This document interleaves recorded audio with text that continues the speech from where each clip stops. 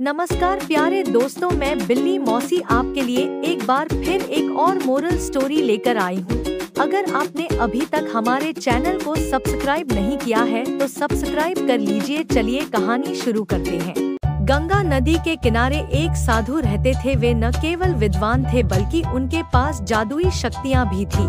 एक दिन वे ध्यान में मग्न थे, तभी बांस की चोंच से एक चूहिया छूटकर उनके हाथों में आ गिरी। उसकी छोटी सी पूंछ व काली चमकीली आंखें थी।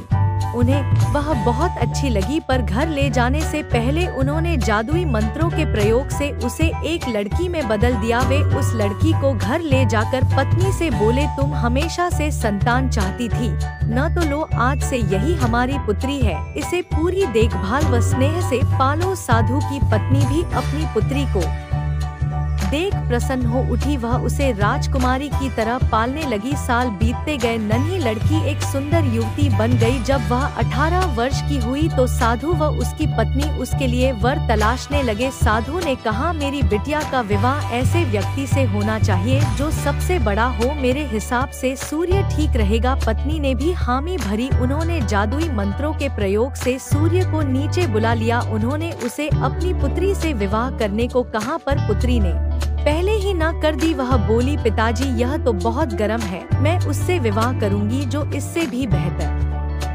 हो। साधु निराश हो गए। उन्होंने सूर्य से कहा कि वे ही कोई वर सुझाएं। सूर्य ने कहा, बादलों के देवता से बड़ा कौन होगा, उनमें तो मेरी किरणों को भी रोकने की शक्ति है। साधु ने बादलों को नीचे बुलाया व अपनी पुत्री से विवाह करने को कहा, पर इस बार फिर पुत्री ने मना कर दिया। वह बोली, ये तो कितना बदसूरत है, मैं इससे विवाह नहीं कर सकती। साधु ने बादल देवता से कहा कि वही कोई अच्छा वर सुझा दे। वे बोले, पवन देवता ठीक रहेंगे, वे तो मुझे भी अपने फूंक से उड़ा देते हैं। साधु ने पवन देवता को बुलाकर अपनी पुत्री से विवाह करने को कहा। पुत्री ने फिर इनकार कर दिया। वह बोली, मैं इससे शादी नहीं करूंगी, ये तो कहीं टिकते नहीं, हमेशा यहाँ वहाँ भागते रहते हैं। साधु ने पवन देव से पूछा, क्या मेरी पुत्री के लिए ऐसा वर हो सकता है जो आपसे भी बेहतर हो। पवन देव ने कहा कि पर्वत देव मजबूत व ऊंचे हैं, वे मेरा भी रास्ता रोक देते हैं।